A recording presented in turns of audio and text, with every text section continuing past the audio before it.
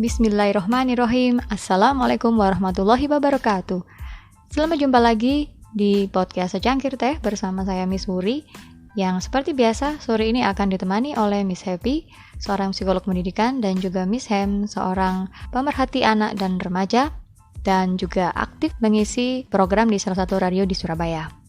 Kali ini kita akan membahas topik yang tidak kalah seru, jadi jangan kemana-mana, kita simak bersama.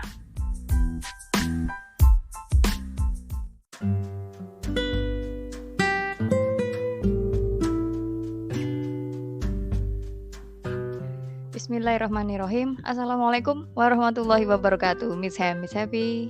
Waalaikumsalam warahmatullahi wabarakatuh, Miss Wuri. Gimana kabarnya? Saya baik sih, cuman kepengen agak sedikit gitu aja sih. Emosi ini. Apa itu? Ya, mau makan orang sepertinya. Iya, makan ya kan nggak boleh karena puasa. Enaknya makan apa? Aduh, Allah Akbar. Semoga sehat-sehat semua ya. Amin ya Semoga sehat Allah. semua Miss Hem dan Miss Happy. Nah, ini Ya. tema kita pagi ini cocok kayaknya. Karena kan akhir-akhir ini ada yang viral, wah ini sedang marah-marah ya. Ini ternyata kita hari ini juga ini ya membahas tentang yang namanya anger management. Karena sebenarnya kalau secara alami ya, sebagai manusia kita itu kan pasti akan mengeluarkan reaksi terhadap hal-hal yang terjadi di sekitar kita atau yang terjadi pada kita gitu ya. Nah itu ada respon kita itu ada yang ya emang ketawa kalau ada hal yang lucu, atau senyum saat ada hal yang membahagiakan, menangis saat sedang sedih. Nah dan juga ada yang marah saat ada yang mungkin menyinggung perasaan atau membuat kita jengkel gitu ya. Nah masalahnya di dunia ini tuh ada orang-orang yang sangat tenang sekali sehingga kayaknya tuh sulit untuk marah. Kalau saya bilang kok cek sabare gitu kan katanya kalau versi orang Surabaya. Ada juga orang-orang yang sumbu pendek, istilahnya gampang sekali tersulut. Nah sebenarnya Miss Happy, ini yang menyebabkan perbedaan itu apa sih sebenarnya? Ada yang sabar tapi ada yang juga yang gampang marah. Nah, silakan Miss Happy dulu. Oke, terima kasih Miss Wuri. Jadi kalau kita melihat bagaimana seseorang merespon tuh kita memang perlu lihat secara utuh ya Miss ya. Yang pertama mungkin dari orangnya sendiri, berarti dari individunya gitu. Apakah yang pertama mungkin dia ada secara mental gitu ya, ada sesuatu yang perlu diperhatikan. Misalnya apakah orang-orang yang mereka dengan misal bipolar atau dengan anxiety disorder atau gangguan kecemasan itu pasti meresponnya akan berbeda dengan orang-orang yang tidak memiliki gangguan-gangguan yang terkait dengan problem-problem emosi seperti itu. Itu yang pertama. Jadi kadang kita ngelihat orang ini emosian banget, kenapa ya? Gitu juga perlu dilihat secara individunya sendiri.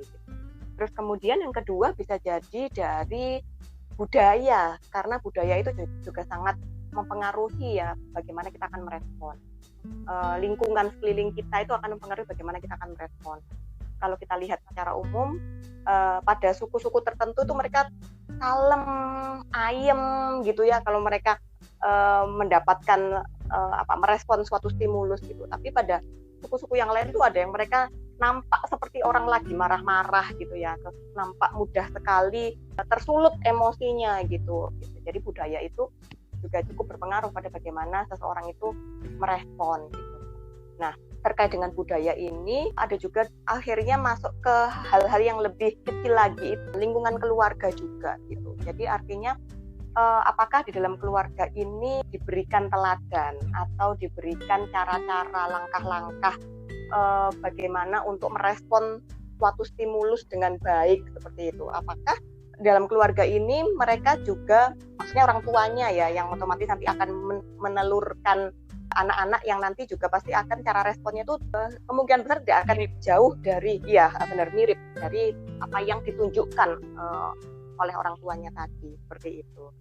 Jadi ada tadi yang saya sebutkan tadi ya, jadi ada dari budaya, kemudian dari individu, dalamnya individu itu sendiri ya, kepribadiannya gitu, kemudian dari pola asuh atau lingkungan itu juga cukup berpengaruh gitu, sehingga nanti orang itu akan mampu gitu ya atau tidak mengontrol atau mengelola responnya ketika menghadapi stimulus tertentu dari itu. Seperti itu. Berarti Miss Happy, semisal saya penasaran, kalau misalnya sebenarnya dia ini adalah termasuk sumbu pendek itu ya, tapi ketika dia dalam kondisi yang saat itu emosinya lagi stabil, itu bisa beda respon ya, meskipun dia seharusnya itu kalau tidak dalam kondisi yang emosi stabil, dia pasti akan langsung tersulut emosinya, tapi ketika dia emosinya itu stabil, berarti dia bisa bereaksi yang berbeda gitu ya? Insya Allah bisa, Miss Wuri, karena sebenarnya kan ini bisa dilatih ya. Jadi kan bagaimana cara kita merespon atau memberikan respon emosional tuh sebenarnya bisa dilatihkan gitu. Memang ada innate, maksudnya bawaan tuh memang ada gitu. Tapi ini dengan kalau kita mau berusaha gitu ya, itu sebenarnya bisa dilatihkan gitu. Oh ya, satu lagi, kondisi ini juga bisa ya mempengaruhi respon emosional kita. Kondisi emosional yang penuh. Maksudnya gini, jadi misalnya ada seseorang yang dia punya masalah yang cukup banyak gitu ya, dia belum dapat jalan keluar gitu, sehingga ada sesuatu yang sepele aja tuh respon emosinya bisa di luar dugaan gitu. Jadi kalau yang tadi Miss Puri sempat menyampaikan kalau ada orang sumbu pendek, kalau dia lagi stabil berarti dia bisa yang merespon dengan baik gitu.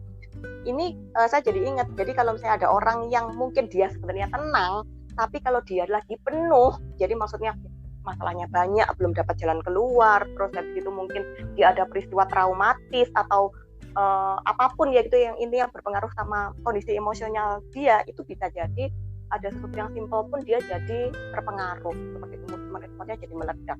Jadi orang kaget, loh kenapa sih kok cuma gini aja kok marah gitu. Mungkin pernah ya kita seperti itu ya, karena bisa jadi mungkin orang itu lagi penuh gitu, punya tabung emosi gitu. Sekarang ini saya mau nanya ke Miss Hem ini. Pertanyaannya apa? Pertanyaan apa? Ini sudah mulai.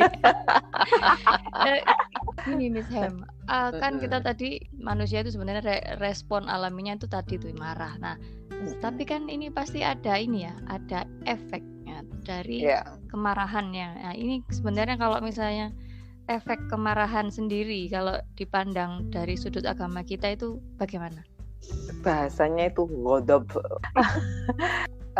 Saya ingat ada seorang ulama menyampaikan terkait dengan kondisi emosi kita, dan itu ada hubungannya betul antara cara berpikir, kemudian cara berpikir itu pasti karena cara berpikir itu ada hubungannya dengan akal, maka semakin banyak pengetahuan dia akan semakin bisa mengelola pada level emosinya begitu. Tetapi yang seperti Miss Happy katakan tadi, memang ada bawaan juga yang dari baik itu keturunan itu akhirnya harus tidak bilang rasis itu, tetapi memang karena kondisi budaya seseorang itu akhirnya juga mempengaruhi. Nah, kalau ditanya efek ya tadi ya, efek kepada dari sisi spiritualitas agama ya, Nabi selalu menyarankan ada beberapa langkah itu ya, ketika kamu dalam kondisi yang tidak bisa menerima dari otakmu, kemudian dari hatimu sehingga menimbulkan amarahmu, maka cara pertama harus duduk dulu tenang, kemudian duduk kalau tidak bisa ya kemudian wudu ya kalau sampai berbaring, terus sampai di akhirnya itu harus wudu. Nah ini kan kalau di efek secara sederhana kan sebenarnya marah itu efek besarnya itu baik dari sisi spiritual agama maupun di sisi psikologis kan ke diri sendiri kan. Nanti ke orang lain itu adalah side effect yang bisa saja berbeda dengan yang ada dalam diri kita. Sebenarnya karena orang yang amarahnya nggak bisa ditahan itu kan yang paling sakit dirinya sendiri. Hanya saja orang kena gelombangnya itu ketika gelombang itu ditangkap oleh orang lain yang kebetulan malah dia lebih tenang, bisa jadi amarah yang datang dari individu itu bagi orang lain, oh dia mungkin sedang bermasalah, akhirnya tetap tenang. Tapi kalau sama-sama yang dekat dengan kita melihat amarah kita tidak bisa dikendalikan, orang lain yang sama-sama beramarah mungkin ya akan terjadi akhirnya bentrokan. Nah, kalau agama melihat ya kesabaran itu adalah kunci dari masalah kita yang kemarin kita diskusi kan, kalau kamu dalam kondisi punya banyak masalah maka datanglah dengan sholat dan sabar. Itulah, sabar itu enak diucapkan, enak pokoknya. Latihannya apalagi dinasehatkan ya. Betul. Itu enak sekali. Nasihat yang terbaik ya nasihati dirimu sendiri dulu sebelum nasihati orang lain. Iya, nah, kalau tadi kajiannya mungkin ini Miss Happy. Jadi kalau di psikologi itu kan juga ada alasan sumber marah itu yang paling besar ada 4 kategori. Yang pertama karena emosionalnya dia memang belum mampu dikendalikan, kemudian toleransi pada rasa frustasi di dalam diri dan pemicu dari luar itu juga masih rendah. Terus harapan itu bagi dia nggak masuk akal, sehingga sesuatu yang nggak masuk akal nggak bisa diterima kan. Itu sama ketika dia merasa disepelekan orang atau ya tidak dihargai lah, itu pemicunya di situ. Hubungannya mbak agomo ya aku mau kita dalam kondisi yang sedang tidak stabil, cepet-cepetanlah sadari diri, efeknya biar nggak ke orang lain, maka agama mengaturnya ada sholat sama ada sabar. Sholat itu ya oleh kapan 2 rakaat tetap tidak meredakan ya tambah ono maneh sampai kamu bisa tenang dan akhirnya efek kepada orang lain akhirnya minimalis itu. Jadi both side ya, maksudnya efek ke diri sendiri juga, dia juga akan minimal, ke orang lain juga minimal gitu. Iya, insya Allah begitu. Termasuk kita ini lagi puasa ini ya. Iya. Termasuk juga latihan anger management. Nah itu puasa ini latihan sembarang semuanya, maksudnya tidak hanya anger management tapi nafsu. Kalau bicara masalah nafsu kan bentuknya beragam kan, makanya alhamdulillah jadi muslim itu masih ada kesempatan dipaksa. Sebenarnya kan kalau kita merasa terpaksa melakukan kebaikan, dipaksa Allah diberikan ruang 1 tahun itu 1 kali dalam 1 bulan, dan itu sebenarnya untuk kebaikan manusia sendiri. Itu sih, karena kebaikan kadang-kadang ya harus dipaksa dulu, memaksa diri sendiri nggak mau. Baik, luar biasa ini. Sekarang saatnya masuk ke topik tadi. Gimana sekarang tips-tips untuk memanajemen kemarahan ini? Karena ini jujur aja sebenarnya semua orang itu penasaran sebenarnya gimana sih caranya. Karena kayak tadi tuh seperti yang dibilang Miss Sam sama Miss Happy, efeknya ternyata nggak cuma pada diri sendiri tapi ke orang lain juga. Jadi bagaimana tipsnya? Mari kita dengarkan dari Miss Happy dulu. Oke, iya. Jadi sejalan yang disampaikan sama Miss Hem tadi ya, Miss Wuri. Jadi memang kalau emosi kita lagi naik, itu logika kita pasti turun gitu. Jadi kalau kita memang lagi emosional, entah itu marah yang berlebihan, entah itu senang yang berlebihan gitu ya, itu memang kita perlu menurunkan dulu derajatnya gitu. Yang tadi Miss Hem sampaikan, kalau lagi berdiri ya duduk dan sebagainya, sampai wudhu, sholat dan sebagainya gitu. Bahkan sampai ada juga yang kalau lagi senang jangan bikin janji gitu. Kalau lagi marah jangan ngomong dan sebagainya. Memang itu bahaya karena kita masih sangat emosional. Biasanya kita jadi nggak logis gitu.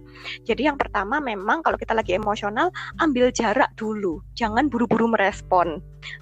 Karena buat apa kita buru-buru merespon kalau nanti ternyata responnya juga nggak efektif atau bahkan bisa merugikan diri ataupun merugikan orang lain gitu. Jadi kalau memang lagi marah gitu ya, mundur dulu deh gitu. Makanya yang paling penting itu sebenarnya kita tuh memahami emosi kita dulu. Kita ini lagi apa sih yang kita rasain sekarang gitu.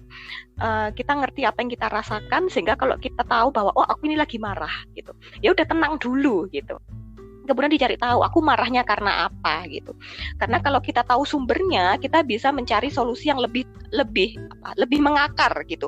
Bukan hanya luaran-luaran atau kembangan-kembangannya aja yang sebenarnya itu bukan titik permasalahan yang sebenarnya gitu.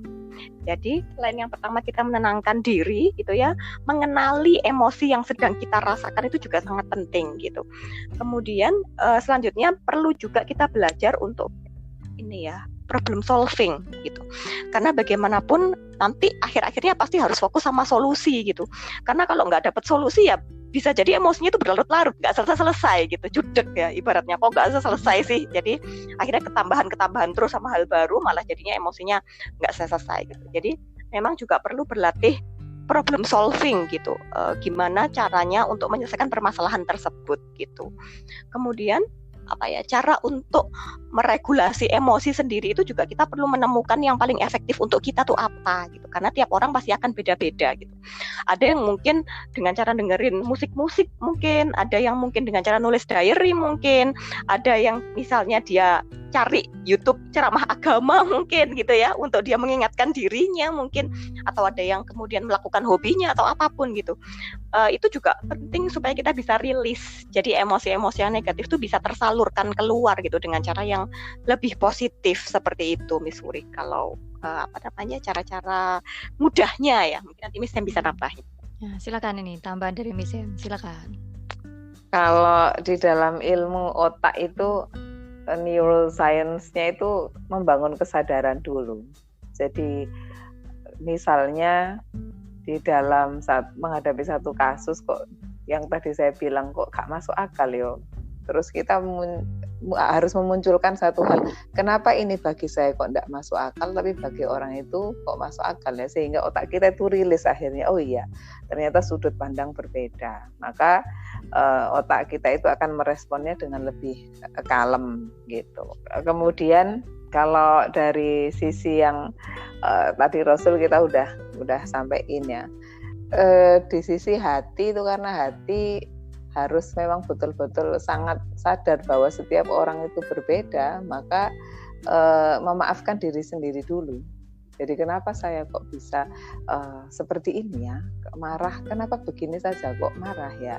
Jadi kita maafkan diri sendiri dulu, baru memaafkan orang lain. Maafkan orang lain tuh kadang-kadang orang lain tidak salah. Artinya kondisi itu kan membuat kita terpicu, sehingga ayo Hamdia, kamu sekarang dalam kondisi ini kamu sedang tidak bersyukur, maka ayo dimaafkan biar kamu mudah nanti ketika ada orang lain yang terlihat salah itu menjadi sesuatu, oh enggak, ternyata saya yang salah, orangnya yang tidak masalah, saya harus minta maaf sama dia. Itu malah akan ada kebijakannya muncul. Itu sih kalau yang selama ini saya lakukan, khususnya kalau kita perempuan itu kan nggak ada hujan, nggak ada angin, terus kita merasa bahwa itu masuk di ranah ini sedang PMS kali ya, kan itu juga benar, hormonal juga berpengaruh ya. Betul, dan itu saya dan kita semua memang karena perempuan sehingga harus hati-hati ya dan saya sampai mempelajari diri sendiri. Oke, bulan ini munculnya saya tidak cukup emosi, tapi ada bagian yang tubuh yang sangat capek, misalnya begitu. Jadi itu harus benar-benar kenal diri sendiri dulu. Bahkan kalau perlu ya saya catat, oke, bulan ini keluarnya begini, bulan ini begini. Oh, sehingga kalau siklus saya itu ketika mau hadir, tamunya dihadirkan Allah itu, oke, saya pernah mengalami ini, kok kali ini ada beda lagi, ya ditulis lagi. Nah, itu kan berarti satu hal yang secara diri sendiri Allah sudah kasih bekal sebenarnya, tapi kita tidak memperhatikan aja secara detail dengan diri sendiri. Ya kalau ngomong masalah lagi agama ya banyak-banyak berkolaborasi dengan Al-Quran lah. Itu kan insya Allah obat yang terbaik. Al-Quran itu bisa merilis semuanya sih menurut saya. Hari ini saya sudah ini kan, tadi kan agak kepingin naik, terus karena diskusi ini akhirnya saya bisa mengatur sendiri kan. Alhamdulillah. Iya benar. Betul, berarti memang benar tadi ya, seperti katanya Miss Happy, harus ambil jeda dulu, kemudian mengenali sebenarnya akar permasalahannya ini apa.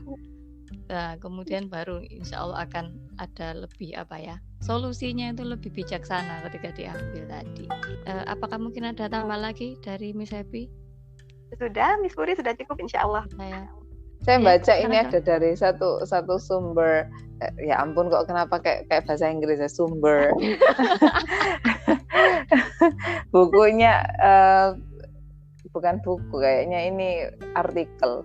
crossing the line, dia menyatakan bahwa tertawa adalah obat yang terbaik. So laugh is the best cure for ourselves, medicine for anger management. Jadi kayaknya kalau bahasa saya yang nyeleneh ya, tertawakan diri sendiri terlebih dahulu sebelum ditertawakan orang lain, sehingga kita akan melihat bahwa diri kita itu oke, kalau kamu nggak mau orang lain tertawain kamu, maka lihat dulu kamu sudah tenang nggak, sehingga kalau orang lain mau memberikan pemicu apapun, yang kata istilahnya Miss Happy tadi, stimulus apapun dari luar, kamu akan tetap bisa terlihat tenang dan bahagia menghadapinya. Iya benar-benar. Ini jadi pengen nambahin dikit, nggak apa-apa ya Miss Puri ya? Boleh sekali silahkan. Iya. Benar memang. Jadi kalau kita punya sense of humor terhadap diri kita sendiri, itu kita nggak gampang sakit hati gitu. Kalau nggak gampang merasa direndahin orang, nggak gampang merasa disepelein orang gitu ya. Ketika misalnya orang itu memandang kita mungkin rendah gitu, kita jadinya lebih santai gitu ya. Artinya kita nggak tegang-tegang banget gitu. Cuman ini kita mungkin juga perlu perhatiin. Kadang-kadang itu karena tertawa itu memang benar-benar bisa jadi obat ya, bisa membuat kita lebih rileks gitu ya. Ada loh bahkan banyak gitu ya orang-orang yang mereka justru tertawanya itu sangat berlebihan. Mereka tuh justru menyimpan masalah dalam dirinya gitu. Jadi salah satu copingnya mereka tuh ya dengan cara los, ketawa gitu ya. Tapi kalau kita cari tahu lebih dalam, ini sebenarnya dia sedang butuh bantuan gitu. Itu beberapa kali saya ketemu orang-orang yang begitu. Jadi tapi bukan saya kan? Bukan saya. Apakah bisa merasa begitu? Enggak kan? Enggak, kadang-kadang sih. Jadi bahkan ada hal-hal yang sangat simple gitu ya. Ketawanya itu sangat berlebihan. Ya lucu sih, tapi kayaknya nggak perlu respon. Nggak seharusnya banget deh. Kayak gitu. Itu biasanya. Tidak selalu ya, tapi biasanya kita ada baiknya untuk lebih aware gitu. Oh, jangan-jangan ini dia lagi ada sesuatu yang perlu diselesaikan gitulah dalam dirinya sendiri. Ya bedanya orang Jepang kan malah mereka karena saking sibuknya tertawa itu ada pelatihannya. Kemudian malah harus ada pelatihan tertawa, bener.